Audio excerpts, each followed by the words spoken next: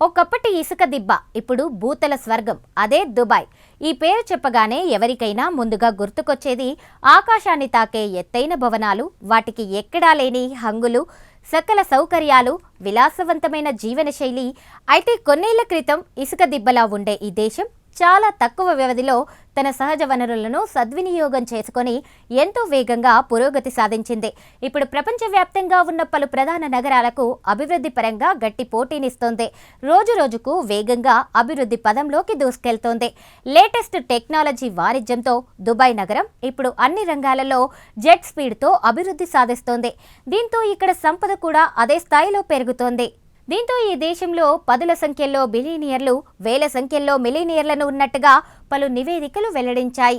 అత్యధిక మంది మిలీనియర్లు కలిగిన నగరాల జాబితాలో దుబాయ్ దూసుకెళ్తోంది. ఇక దుబాయ్తో పాటు అబుదాబి, షార్జా, రియాద్, దోహా నగరాలు కూడా వేగంగా అభివృద్ధి సాధిస్తున్న నగరాల జాబితాలో ఉన్నాయి.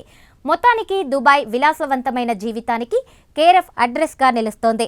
మరి ఇలాంటి దుబాయ్లోనే త్వరలోనే గోల్డ్ స్ట్రీట్ రానుంది.